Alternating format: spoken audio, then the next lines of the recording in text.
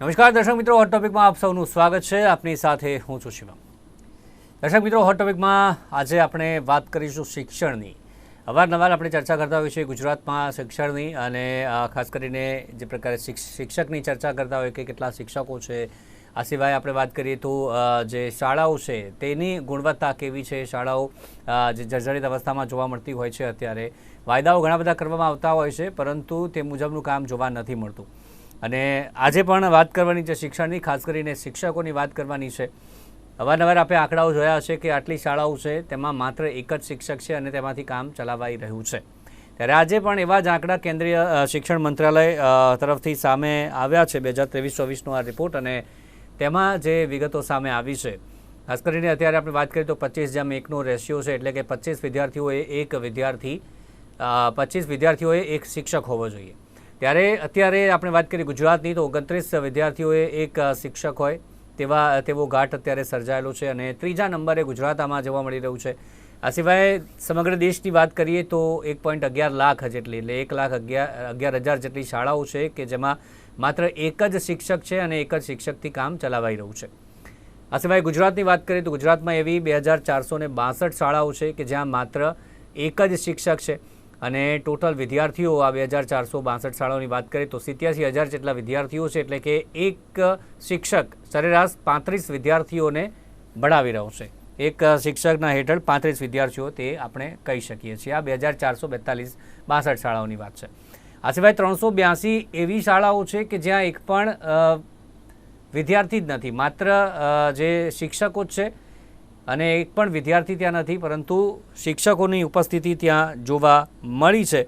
સૌથી વધારે જે એક શિક્ષકથી ચાલતી શાળા હોય તેમાં મધ્યપ્રદેશ સૌથી વધુ છે, તેમાં 13,000નો આંકડો છે. અને ગુજરાતની વાત કરીએ એક શિક્ષકથી ચાલતી શાળાઓમાં તો ટોપ 10માં તો નથી, પરંતુ 12મો કે 13મો નંબર આપણે કહી શકીએ કે તેઓ ગુજરાતનો ચોક્કસથી આવી શકે છે. એટલે ટોપ 15માં ગુજરાત કહી શકાય છે. આ સિવાય જે પ્રકારે આપણે વાત કરી કે 4,59,868 શિક્ષકોની જરૂરિયાત છે અત્યારે ગુજરાત રાજ્યમાં, અને તેની સામે શિક્ષકો કેટલા છે તો 3,94,053 શિક્ષકો છે, એટલે કે 65,000 જેટલા શિક્ષકોની અત્યારે ઘટ છે અને તે ભરાવી જોઈએ. ત્યારે એ જ વાત આજે કરીશું કે અત્યારે જે પણ આંકડા સામે આવ્યા છે એ ગુજરાત માટે કેવા છે તે ચોક્કસથી ચર્ચા કરીશું. આ સિવાય જે ભરતીની વાત આવે છે ત્યારે શા માટે ઉદાસીનતા જોવા મળતી હોય છે તેની પણ આપણે ચર્ચા આજના આ કાર્યક્રમમાં ખાસ કરીને કરવાના છીએ. ત્યારે આ તમામ ચર્ચા કરવા માટે મારી સાથે જોડાઈ ગયા છે બે મહેમાન હાલ જોડાઈ ગયા છે મારી સાથે, અને તેમની પાસેથી આપણે ચર્ચાની શરૂઆત કરીએ. વિજયભાઈ મારું આપણી સાથે જોડાયા છે, શિક્ષણવિદ છે. વિજયભાઈ, આપનું સ્વાગત છે. અને ડૉક્ટર નિકુલ પટેલ આપણી સાથે જોડાયા છે, કોંગ્રેસના નેતા છે. સ્વાગત છે બંનેનું નિર્માણ ન્યૂઝમાં. સૌથી પહેલાં વિજયભાઈ, આપણાથી શરૂઆત કરીએ. જે આંકડા સામે આવ્યા છે, આપે પણ આ રિપોર્ટ જોયો છે, શું લાગી રહ્યું છે આ આંકડાઓ જોઈને? આંકડાઓ ખરેખર બહુ જ ચિંતાનો વિષય છે કે 2,462માં એક શિક્ષક 1 થી 8 ધોરણને ભણાવી રહ્યો છે. સંવિધાનની અંદર દરેક બાળકને શિક્ષણ મળવાનો અધિકાર છે, જ્યારે આ સરકાર કેટલાય વર્ષોથી બાળકોને શિક્ષણથી વંચિત રાખી રહી છે. ગુજરાતની અંદર 5,010 વર્ષમાં 5,000થી વધારે સરકારી શાળાઓને બંધ કરી દેવામાં આવી. ભારતની વાત કરીએ તો 50,000થી વધારે સરકારી શાળાઓને બંધ કરી દેવામાં આવી. તો આ શિક્ષણની અધોગતિની નિશાની દર્શાવે છે. 65,000 શિક્ષકોની ઘટ, તમે વિચારી લો, 65,000 શિક્ષકો ઓછા છે તો કેટલા વિદ્યાર્થીઓનું ભવિષ્ય ડામાડોળ થઈ રહ્યું છે. આ આજનો વિષય નથી, છેલ્લા કેટલાય વર્ષોથી આ ચર્ચા કરવામાં આવે છે, સમાચાર પત્રોમાં એની નોંધ લેવામાં આવે છે, છતાં પણ આ સરકારનું ક્યાંય કોઈ પણ પેટનું પાણી હલતું નથી કે એમના કોઈ ભરતી કરવામાં રસ દાખવતી નથી. કરોડો રૂપિયા મહોત્સવ પાછળ, રોશનીઓ પાછળ ખર્ચી રહ્યા છે, પણ શિક્ષકોની ભરતી કેમ નથી કરતા? શું આ સરકાર દેશના બાળકોને શિક્ષણથી વંચિત રાખવા માંગી રહી છે? બરાબર, તો સરકારે આ બાબતે યોગ્ય નિર્ણય લેવો જોઈએ. વારંવાર રજૂઆત છતાં પણ સરકાર કાંઈ કરતી નથી. મને એવું લાગે છે કે આપણા મોદી સાહેબના મિસિસ એ શિક્ષિકા હતા, અને કદાચ એમને શિક્ષકો પ્રત્યે એટલે જ મોદી સાહેબને ધૃણા હશે, તેથી એ શિક્ષકો તરફ ક્યારેય કામ કર્યું નથી. ગુજરાતમાં ત્યારે પણ શિક્ષકોનું કામ નથી થયું કે ભરતી નથી થઈ. આજે ભારતના વડાપ્રધાન બન્યા છે ત્યારે પણ શિક્ષકોની ભરતી નથી થઈ. તો એ ખરેખર બહુ કમનસીબ ઘટના કહેવાય. અંગત વિષયો, અંગત ફેમિલી પ્રશ્નોને ફેમિલીમાં રહેવા દેવા જોઈએ અને આ રીતે લાવવાના જોઈએ. 75,000 થી વધુ શાળામાં ભારતમાં માત્ર એક શિક્ષક વિજયભાઈ એક મિનિટ વિજયભાઈ એક મિનિટ આપણે પર્સનલ કોઈ વાતને લઈને પર્સનલ આપણે ન જઈએ. અત્યારે શિક્ષકોનો મુદ્દો છે, પર્સનલ નહીં જઈએ અહીંયા, પર્સનલ નહીં જઈએ પ્લીઝ, પર્સનલ નહીં જઈએ જી. 75 હા એ આપણે વાત કરી લઈએ, શક્તિ ચાલી રહી છે તેમની એ નથી, પરંતુ પર્સનલ ન જઈએ એ ધ્યાન રાખીએ આપણે. તો સવા 2 કરોડ વિદ્યાર્થીઓ શિક્ષણ સાથે છેડા થઈ રહ્યા છે સમગ્ર ભારતના. તો આ કેવી રીતે કહેવાય? બરાબર, ભારતની તમને વસ્તી ખબર છે કે ભારતની વસ્તીના 60% લોકો ગરીબ છે કે જેને આપણે સરકાર અનાજ આપી રહી છે. બરાબર, તો આપણો ભૂખમરો ઇન્ડેક્સ બી 105 માં પહોંચી ગયો છે, 127મી. તો આ કેવી રીતનું શાસન કહેવાય? તો તમે જુઓ, દેશની અંદર રૂપિયો પણ રોજ વધી રહ્યો છે, દેશનું દેવું સતત વધતું જાય છે બુલેટ ટ્રેનની જેમ. યુવાનો ઉચ્ચ શિક્ષણના નામે દેશ છોડી રહ્યા છે, ધનવાનો ભારતનું નાગરિકત્વ છોડી રહ્યા છે. તો આને અચ્છે દિન પણ ના ગઈ શકાય.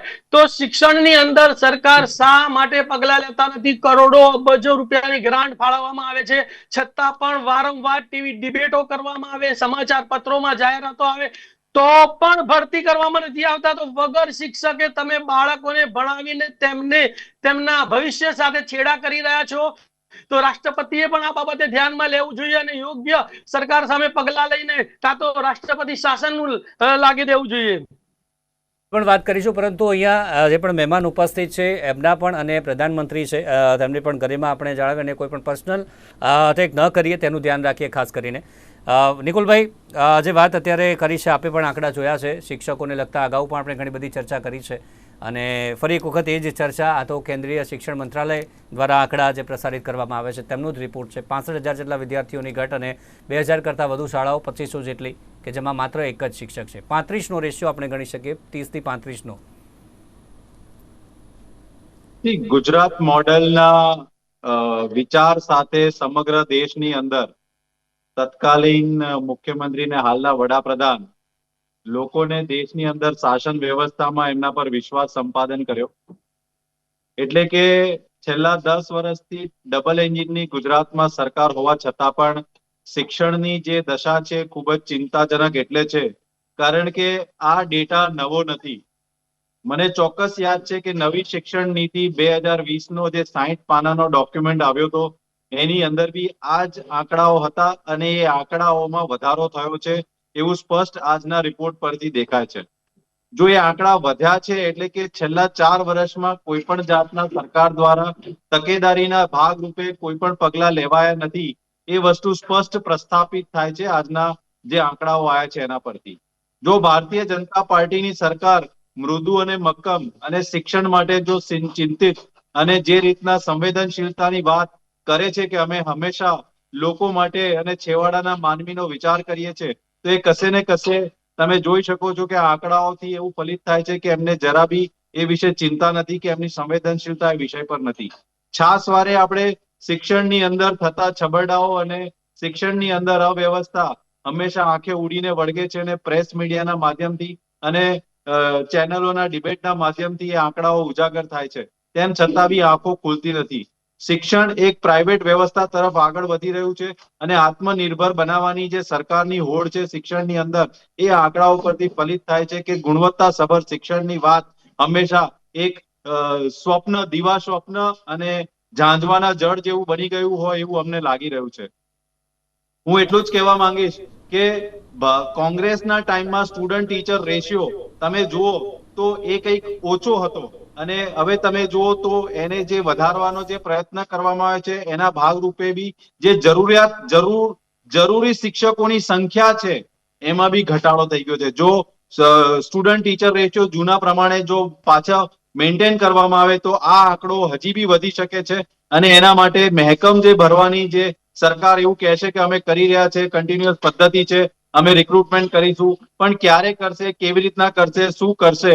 પણ જે ગુજરાતનો જે વિદ્યાર્થી જે બાળક છે એ ગુણવત્તાસભર શિક્ષણથી દૂર થતો જાય છે અને એને સીધી અસર આવનારા દિવસોમાં જે વિકસિત ભારતની જે પરિકલ્પના આપણે કરીએ છીએ એની અંદર શિક્ષણ એક મૂળભૂત પાયો છે. જો આપણો નાગરિક શિક્ષિત નહીં હોય તો એ વિકાસ નહીં કરી શકે. વિકાસ નહીં કરી શકે તો વિકસિત ભારતની પરિકલ્પના નહીં થઈ શકે, અને વિકસિત ભારતની પરિકલ્પના નહીં થઈ શકે તો પ્રધાનમંત્રી જે વિચારી રહ્યા છે કોઈ દિવસ નહીં થઈ શકે. અમે હંમેશા વિપક્ષ તરીકે ધ્યાન દોર્યું છે અને દોરતા રહીશું, આમાં કોઈ વિરોધ નથી, પરંતુ પ્રધાનમંત્રીએ ડેફિનેટલી આની અંદર ધ્યાન દોરી અને સમગ્ર જગ્યાએ જ્યાં બી શિક્ષકોની ઘટ છે એમના માર્ગદર્શન હેઠળ સીધું કામ થવું જોઈએ, પણ થઈ નથી રહ્યું. 2020 અને 2024 સ્પષ્ટ દર્શાવે છે. વાત કરી ટોપ 10 ની, આપણે વાત કરીએ જ્યાં એક જ શિક્ષક છે સૌથી વધુ મધ્યપ્રદેશ, ત્યાં આપણે વાત કરી ટોપ 10 માં જે આપણી સરકાર છે સચિવાય ઉત્તર પ્રદેશ, આંધ્રપ્રદેશ, ઝારખંડ, મહારાષ્ટ્ર, રાજસ્થાનની આપણે વાત કરીએ. આ સ્ટેટ છે કે જે ટોપ 10 માં છે. આના સિવાયની વાત કરીએ તો છત્તીસગઢ, તેલંગાણા, પશ્ચિમ બંગાળ, કર્ણાટક આ સ્ટેટ ટોપ 10 છે. અને શા માટે આ આંકડો? મધ્યપ્રદેશમાં 13,000 કરતાં પણ વધુ શાળા કે જ્યાં માત્ર એક જ શિક્ષકથી કામ ચલાવાઈ રહ્યું છે.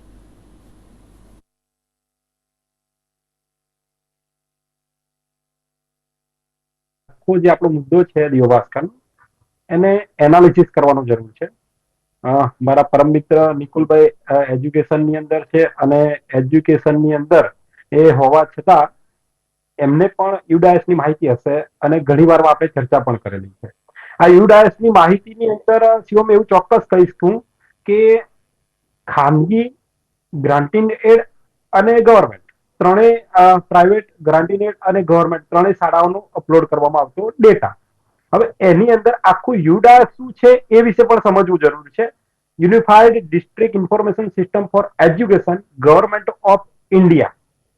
આખા ભારત દેશની અંદર આખા એક શિક્ષણ વિભાગ દ્વારા એક યુડાયસ નામનું આખું વેબ પોર્ટલ શિક્ષણ વિભાગની અંદર ચાલે છે. Unified district information system for education એનું ફૂલ ફોર્મ છે. આની અંદર એક નાનું કોઈ ઉદાહરણ હું તમને આપીશ કે કોઈ શાળા છે વોટ એવર અમદાવાદની, એની અંદર પ્રાઇવેટ શાળામાં 15 શિક્ષકો હોય કે 10 શિક્ષકો હોય કે 5 શિક્ષકો હોય, એની સંખ્યા પ્રમાણે એને કેટલા રાખ્યા છે, બરાબર. લાયકાતનું માધ્યમ એનું અને લાયકાત સાથે એની ડિટેલ ભરવાની છે, ક્લાસરૂમની વોટ એવર આખા સ્કૂલની ડિટેલ એને ભરવાની હોય. હવે માનો કે દર વર્ષે આને અપડેટ કરતું રહેવાનું હોય છે. અને અત્યારે હાલમાં તમને શિવમ એક એવું ચોક્કસ કહીશ કે એક આંકડાનો 16 કે 20 આંકડાનો નંબર આવે છે. એ નંબર તમારે જ્યારે 7મા ધોરણમાંથી 8મા ધોરણમાં તમે બીજી કોઈ સ્કૂલમાં જાઓ છો, નિકુલભાઈને ખબર હશે કદાચ, તો એ યુડાયસ નંબર પહેલો જોઈએ તો જ બીજી શાળામાં એડમિશન મળે. એ ચાહે ખાનગી હોય, સરકારી હોય કે ગ્રાન્ટેડ હોય, આ ફરજિયાત છે અને છેલ્લા વર્ષમાં આપણે જોઈ રહ્યા છીએ. એટલે આ જે ઓથેન્ટિક બાબત આવી કે સરકારી શાળામાં કોઈ ભાઈ બોલ રહ્યા હતા જોર જોરથી બેફામ, કઈ ખબર પડતી નહીં એમને કે શિક્ષણની ડિબેટમાં શું આંકડા કેવા શું હતું. એ શિક્ષણની ભરતીને કોઈ લેવા દેવા નથી, સમજી લો. મુંબઈ નામ બોલે એટલે મારે તમને કહેવું પડ્યું. નામ નથી બોલે ભાઈ, નામ નથી બોલે, હજુ કહું છું. પેલા ભાઈ બોલ્યા એટલે પેલા ભાઈ એટલે કોણ તમે? જી આગળ મારી વાત સાંભળો ભાઈ. શિક્ષકોની ભરતીને ભરતીનો પણ સવાલ છે, ભરતીનો પણ આગળ સવાલ છે. એમની વાત પૂરી, એક વાર એમની વાત ફટાફટ પૂરી થવા દઈએ. અને પ્રાઇવેટ શાળાની વાત નથી, સરકારી શાળાઓની વાત થઈ રહી છે અત્યારે સાહેબ. જી એક મિનિટ વિજયભાઈ એક મિનિટ રાજુભાઈ. શિવમ એવું બોલે કે જેને ખબર નથી, અપૂરતી માહિતી, એવું નામ નથી બોલ્યો તો શું સ્વીકારે છે? એમની પાસે અપૂરતી માહિતી છે તો શું સ્વીકારે છે? વાત આગળ વધારીએ. ખોટી વાત ના કરશો રાજુભાઈ. જી આ રીતે સમય જતો રહેશે, સમય વધારે નથી આપણી પાસે. જી આગળ વધારીએ. હા, તો અભ્યાસ કરવાની જરૂર છે. આની અંદર યુડાયસ ની અંદર ખાનગી, હું કોટ કરું છું નિકુલભાઈ મારા પરમ મિત્ર, હું ખોટો હોય તે બોલી શકે કે સરકારી, એની અંદર ખાનગી શાળાઓ અને ત્રણેય પ્રકારની આપણી શાળાઓનો યુડાયસમાં માહિતી નાખવામાં આવે. જ્યારે પણ ગવર્મેન્ટ ઓફ ઇન્ડિયાના શિક્ષણ વિભાગ દ્વારા રેશિયો અને જે બતાવવામાં આવે છે ત્યારે સમગ્ર હોય. ફક્ત ને ફક્ત સરકારી શાળાઓની વાત નથી. શિવમ હું ચોક્કસ ડંકાની ચોટ સાથે કહું છું, મારી પાસે આંકડો છે. ગુજરાતની અંદર હું કહીશ ચોક્કસ, એક શિક્ષક ધરાવતી શાળાઓ છે આપણી પાસે. એક શા માટે છે એનું ઉદાહરણ પણ આપું. માનો કે શિવમ 1 થી 5 ધોરણની અંદર કોઈ પણ જેટલી સંખ્યા હોય ને, 2 સંખ્યા હોય, 5 સંખ્યા હોય કે 10 સંખ્યા હોય કે વોટેવર હોય, તો 2 શિક્ષક આપણે આપવા પડે. 6 થી 8 ની અંદર આપણે વિષય વાઇઝ શિક્ષક આપીએ છીએ. 2009 ની અંદર ત્યારે કોંગ્રેસની શાસન કોંગ્રેસનું હતું અને ત્યારે એ આરટી આપણો આખો નોર્મ્સ લાવ્યો. એની અંદર એમણે એવું કહ્યું છે કે 1 થી 5 ધોરણની અંદર રાષ્ટ્રીય શિક્ષણ નીતિ કોંગ્રેસ વખતે આવી, એનું આદર્શ પાલન આપણે એ વખતે કર્યું હતું અને અત્યારે હાલમાં પણ ચાલી રહ્યું છે. રાષ્ટ્રીય શિક્ષણ નીતિ 2020 માં આપણે બદલી, એમાં ધીમે ધીમે ફેરફારો થઈ રહ્યા છે. બરાબર. શિવમ, મારો કહેવાનો મતલબ એ છે કે એની અંદર લખેલું હતું રાષ્ટ્રીય શિક્ષણ નીતિમાં કે 35:1 નો રેશિયો 1 થી 5 માં હોવો જોઈએ અને 40:1 નો રેશિયો 6 થી 8 માં હોવો જોઈએ. ગુજરાતની વાત કરું શિવમ, 29:1 સાથે અત્યારે હાલ આપણે તમામ સરકારી શાળાઓની વાત કરી રહ્યો છે. સરકારી, હું કોઈ બીજી શાળાઓની વાત નથી કરી રહ્યો. સરકારી એકનો રેશિયો છે એ ક્યાંનો તો રાજુભાઈ? એ હું કહી દઉં શિવમ, એ આંકડો હું ડિફરન્ટની વાત કરું છું. એટલે રાષ્ટ્રીય શિક્ષણ નીતિ આપણને એવું કહે છે 2020 ની કે તમે 25:1 આદર્શ ક્લાસ અને આદર્શ શાળા બનાવવા માટે તમે રાષ્ટ્રીય શિક્ષણ નીતિ 2020 પ્રમાણે તમે એને 25:1 રાખી શકો છો. આપણે ભલામણ કરી છે. રાષ્ટ્રીય શિક્ષણ નીતિમાં જેટલા સીએમ નોર્મ્સ હોય એની અંદરથી આપણે કયા આદર્શમાં બતાવ, કારણ કે દરેકની ભૌગોલિક પરિસ્થિતિ, વિદ્યાર્થીઓની સંખ્યા, ઇન્ફ્રાસ્ટ્રક્ચર દરેક રાજ્યની અંદર અલગ અલગ હોય. રાષ્ટ્રીય શિક્ષણ નીતિ કોંગ્રેસના શાસનમાં બની હતી, ભારતીય જનતા પાર્ટીના શાસનમાં પણ બનેલી છે. તો એની અંદર શાળા અને એના ખાસ કરીને તે રાજ્ય શું રાખવું કે ન રાખવું એ રાજ્ય ઉપર ડિપેન્ડ છે. એટલે એની અંદર આરટીમાં આપણે જે રાષ્ટ્રીય શિક્ષણ નીતિ 2009 ની વાત કરી રહ્યો છું શિવમ, એમાં 35:1 1 થી 5 માં હતું, 40:1 6 થી 8 માં હતું. રાષ્ટ્રીય શિક્ષણ નીતિ 2020 માં આપણે આદર્શ બાબતમાં જવા માટે એની અંદર ભલામણ કરવામાં આવી છે કે 25:1 25 વિદ્યાર્થી એક શિક્ષક તમે આપશો તો એ આદર્શ ગણવામાં આવશે. અને એના આધારે અત્યારે હાલની અંદર નંબર ઓફ સ્કૂલ વિથ એક ટીચર આપણી પાસે ટોટલ આખા ગુજરાતની અંદર 1 થી 8 સરકારી શાળાઓની વાત બોલી રહ્યો છું. ઓથેન્ટિક આંકડો આપી રહ્યો છું. 2226 છે ટોટલ એનરોલમેન્ટ ઇન સ્ટાન્ડર્ડ 1 થી 8 આપણી પાસે ટોટલ 57,667 આ વિદ્યાર્થીનો એનરોલમેન્ટ આંકડો છે. એની સામે ટીચર રેશિયો પર સ્ટુડન્ટ 25.91 થાય છે. શિવમ, કેટલો થાય છે? 25.91, જે હું 1 થી 8 ધોરણની વાત કરી રહ્યો છું સરકારી રેશિયા પ્રમાણે, સરકારી આંકડા પ્રમાણે. એટલે સવારે મેં જે દિવ્ય ભાસ્કરમાં કે વોટ કોઈ પણ સમાચારમાં કે ગમે ત્યાં મેં જોયું એ પ્રમાણે યુડાસની માહિતી એ ખાનગી, ખાસ કરીને ખાનગી, સરકારી અને ગ્રાન્ટેડ શાળાઓની સમગ્ર માહિતી હોય છે અને એની અંદરથી આ આખો આંકડો તૈયાર કરવામાં આવતો છે. સરકારી શાળાઓનો આંકડો હું તમને બતાવી રહ્યો છું. ખાનગી શાળાઓમાં શિક્ષકોની ભરતી સરકારે કરવાની જ નથી હોતી. એટલે આ માત્ર ખાનગી શાળાઓની વાત જ નથી ભાઈ, મારી વાત સાંભળી લો. સરકારી શાળાઓમાં શિક્ષકોની ભરતી કરવાની હોય છે તમારે. આ ભાઈને ખોટો ટાઈમ બરબાદ થઈ રહ્યો છે.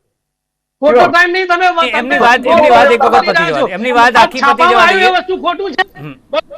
2400 શાળામાં એક શિક્ષક એ ખોટું છે. 65,000 શિક્ષકોની ઘટ એ ખોટું છે. ખોટું છે, ખોટું છે. ટાઈમ બરબાદ થઈ રહ્યો છે. ટાઈમ બરબાદ સર. ભરતીને લઈને જી કોની ભરતીને કોઈ લેવા દેવા નથી મારા ભાઈ. રાજુભાઈ તમને ખબર નથી. તમે યુડાસની વાત કરો છો, ત્યારે યુડાસની ચર્ચા કરો નથી કરતા. નિકુલભાઈ પણ નિકુલભાઈ પણ શિક્ષણ સાથે જોડાયેલા છે. એક મિનિટ ભરતી સાથે બેઠા છીએ. 35 વર્ષની શિક્ષકમાં છું સાહેબ. તમને કહી દઉં, ના ખબર હોય તો રાજુભાઈ. એક મિનિટ વિપક્ષ શું અનુભવ તમારા કરતા મારો આઈ જાવ મારી સાથે તમે. નિકુલભાઈને પૂછી લઈએ. નિકુલભાઈ પણ શિક્ષણ સાથે જોડાયેલા છે. જી વિજયભાઈ એક મિનિટ આપણે નિકુલભાઈને પૂછી લઈએ. નિકુલભાઈ, બંને જે વાત કહી રહ્યા છે, આપનું સ્ટેન્ડ શું છે, શું તથ્ય છે આમાં? સરકાર હંમેશા શું કહેવાય કે પોતાનો ઢાક પીછોડો કરવા માટે જે રીતના આંકડાકીય માહિતીમાં લોકોને ગૂંચવવાનો પ્રયત્ન કરી રહ્યા છે, ખૂબ જ દુઃખદાયી છે. કારણ કે જ્યારે શિક્ષણની વાત આવે તો પ્રાઇવેટ શિક્ષણની અંદર સરકારનો રોલ શું છે મને એ ખ્યાલ નથી આવતો. કારણ કે સરકારની જે જવાબદારી છે શિક્ષણ પ્રત્યેની, ડેફિનેટલી જે ગુજરાતની જનતા હોય કે ગુજરાત મોડલ હોય ત્યાં દરેક વિદ્યાર્થીને સારું અને ગુણવત્તાસભર શિક્ષણ મળવું જોઈએ. પરંતુ આપણે જોઈએ છે જે રીતના ગ્રાન્ટીન એડ અને ગવર્મેન્ટ જે શિક્ષણની અંદર જે શાળાઓ છે અને જે ઓરડાઓ છે એ સતત બંધ થઈ રહ્યા છે. એના ડેટાબેઝ બી આપણને છાસવારે જોવા મળે છે. પ્રાઇવેટ શાળાઓ વધે એ એમનો વિષય છે. પ્રાઇવેટ શાળાને તમે પ્રમોટ કરો, સરકારની એક ઇક્વલ પ્લેટફોર્મ આપવું છે. પરંતુ જે શું કહેવાય કે અચ્છે દિન કે સારા શિક્ષણની વાતની જે ગુણવત્તા વાળી વાત છે એના પર બી સરકારે ફોકસ કરવું જોઈએ. અને જો એ આંકડાઓ બધા જે આવી રહ્યા છે, અને ઇવન વિધાનસભાની અંદર બી ઘણીવાર કોંગ્રેસ દ્વારા જે આંકડાઓ પૂછવામાં આવે છે, સરકારી આંકડાઓ જ આપે છે.